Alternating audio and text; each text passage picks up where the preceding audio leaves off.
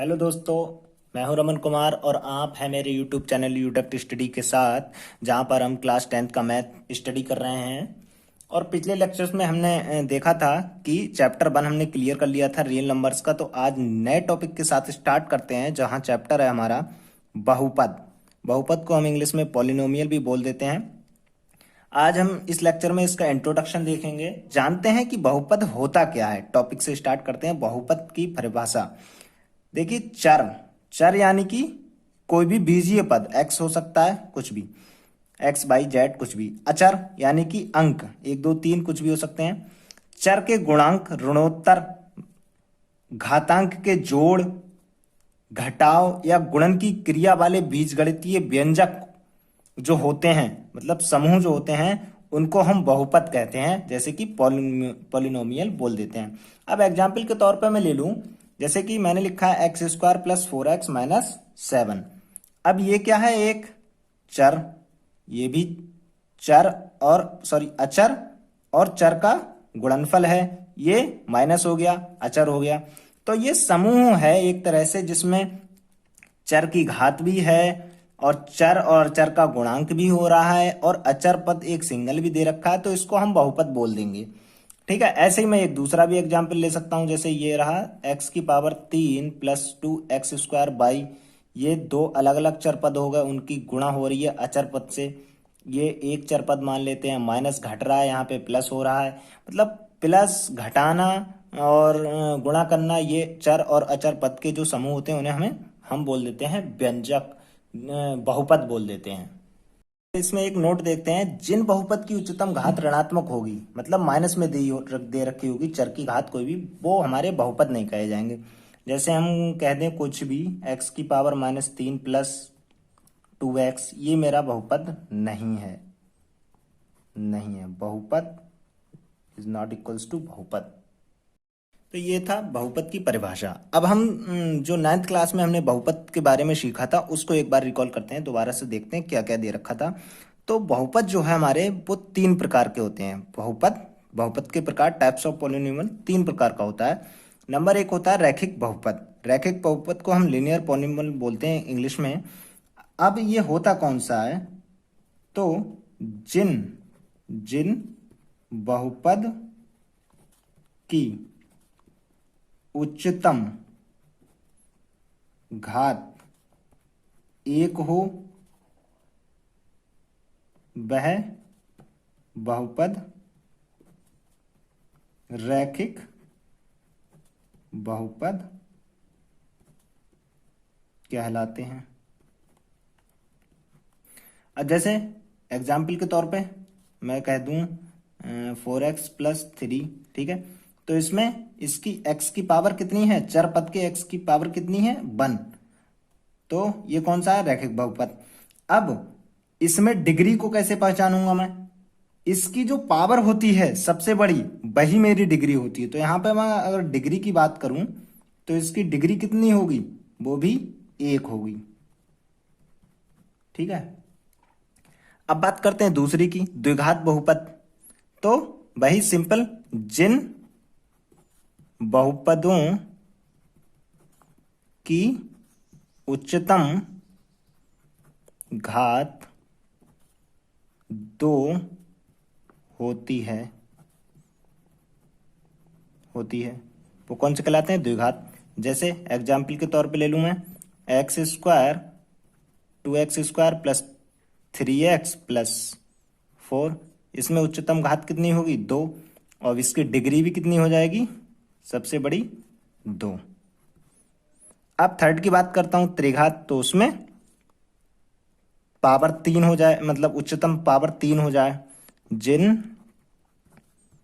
बहुपदों की उच्चतम घात 3 होती है, जैसे 3x³ plus 2x² plus 6x plus 1। इसमें डिग्री कितनी हो जाएगी अब? 3। तो इस तरीके से हम बहुपद के टाइप्स देखते हैं। ये हमारे बहुपद हो गए। इनकी जो फॉर्म्स हमें हैं उन्हें हम ऐसे भी लिख सकते हैं, पी एक्स मतलब बहुपद हमारा ए एक्स प्लस बी का फॉर्म का होना चाहिए, रैखिक बहुपद है ये। और ये p x equals to a x square plus b x plus c की फॉर्म का होना चाहिए। और ये हमारा p x equals to a x cube plus b x square plus c x plus d की फॉर्म का होना चाहिए। इन तीनों में एक चीज़ ध्यान रखनी है, हमारा कभी भी a is not equals to zero होगा, ए कभी जीरो नहीं होगा, नहीं तो हमारा बहुपद की जो घात है वो उच्चतम नहीं होगी, ये पूरा जीरो हो जाएगा, ये वाला पार्ट, ये कभी भी जीरो नहीं होगा। तो हमने 9th क्लास में सीखा था। अब चलते हैं हम अपने क्लास 10th से स्टार्ट करते हैं। बहुपद का शून्यंक अब हम देखते हैं क्या होता है बहुपद का शून्यंक। तो इसको बताऊं तो मैं बहुपद में x का वह मान जिसे रखने पर मतलब x की वैल्यू रखने पर बहुपद का मान जो पी एक्स है वो इक्वल्स टू जीरो हो जाए तो बेसंख्याएं, मतलब वही जो वैल्यू पुट करी है, बेसंख्याएं उस बहुपद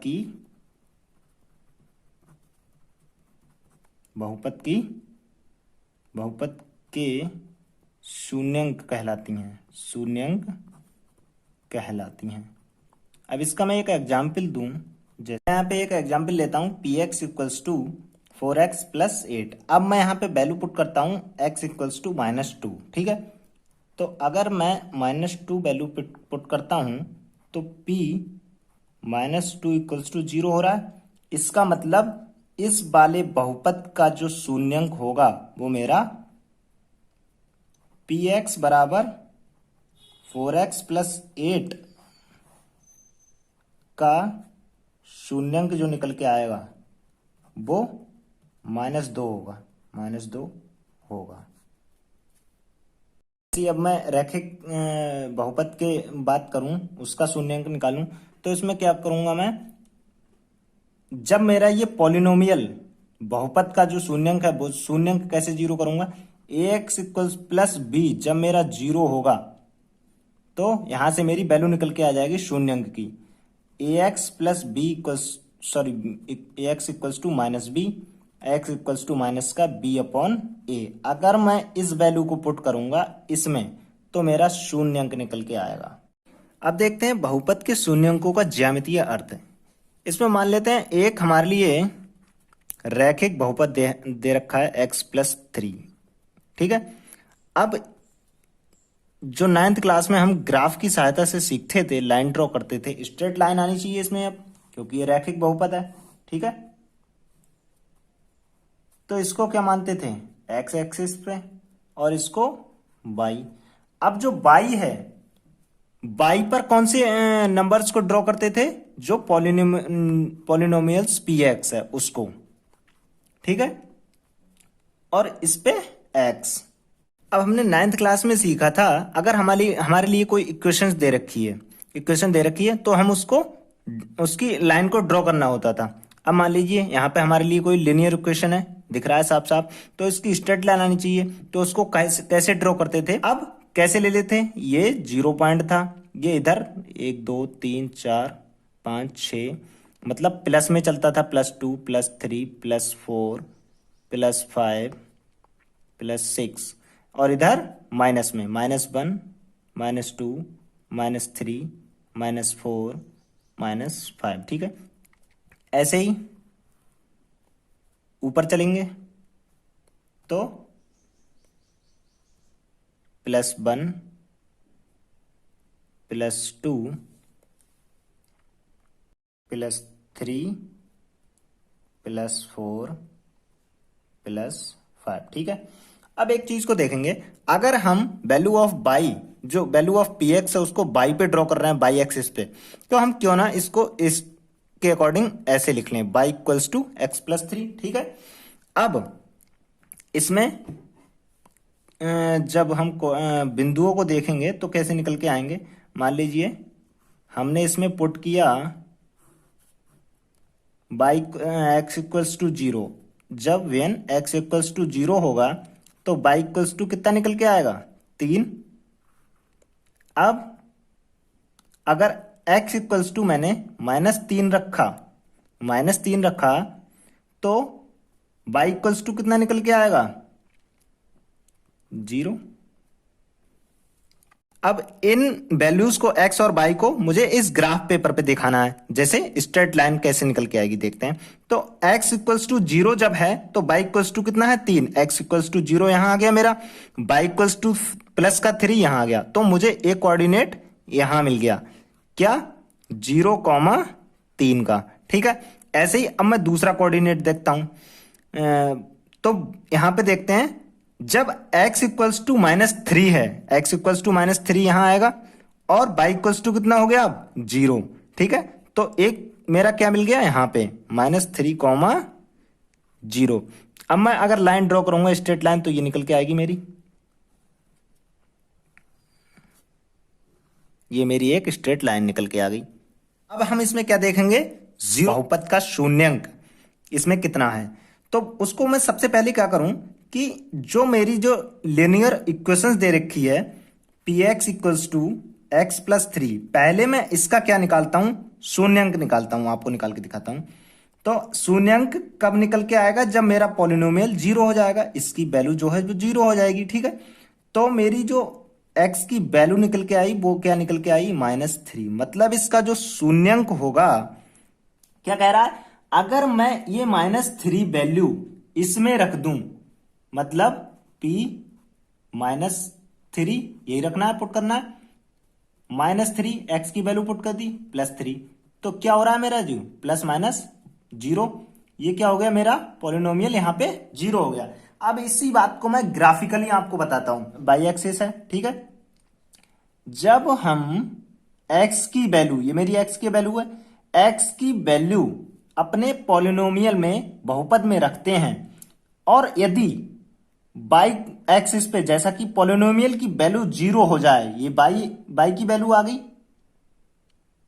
ये सॉरी पॉलिनोमियल की वैल्यू है, ये 0 हो जाए तो वही हमारी क्या होती है, बहुपद का शून्यंक। यहां ये क्या हो गया मेरा, बहुपद का शून्यंक। ये तो यहां पर शून्यंक कितना निकल के आया, 1। अब इसका कंक्लूजन जो निकल के आता है बेसिक, वो ये निकल के आता है कि अगर हम किसी बहुपद लाइन को ड्रॉ करते हैं और उसके एक्स एक्सिस पर उस लाइन द्वारा जितने भी इंटरसेक्शन होते हैं, कट लगते हैं, वहीं पर उसके उतने ही शून्यंक मिलते हैं। जैसा कि यहां पर मिला है, स्ट्रेट लाइन मैंने रैखिक समीकरण, रैखिक बहुपद लिया, तो इस स्ट्रेट लाइन ने एक बार इसको एक्स एक्सिस को कट किया तो उसका शून्यंक कितना निकल के आया, 1। एग्जाम्पल नंबर 1 में देखते हैं, 6 क्वेश्चंस दे रखे हैं, इसमें शून्यंक को बताना है हमारे लिए।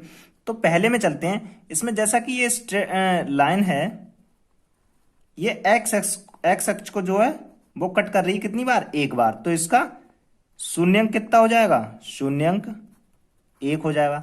इसमें 1 2 बार, शून्यंक कितना हो गया, 2।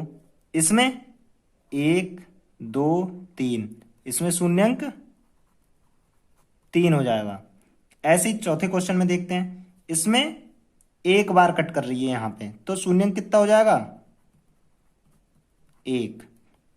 इसमें यहां पे केवल टच होके निकल रही है, टच होने का भी मतलब इंटरसेक्ट करना होता है, इसमें कॉमन मान के चलते हैं, कट करना ही होता है, तो यहां पे शून्यंक यहां पर भी 1 ही मानेंगे, कितना हो जाएगा, 1। ठीक है, इसमें 1 2 3 4, तो कितनी बार कट कर रही है, 4 बार, शून्यंक कितना हो जाएगा, 4। तो कैसा लगा दोस्तों मेरे द्वारा बहुपद का पढ़ाया हुआ इंट्रोडक्शन, प्लीज कमेंट बॉक्स में जरूर बताएं और ज्यादा से ज्यादा अपने दोस्तों के साथ शेयर करें।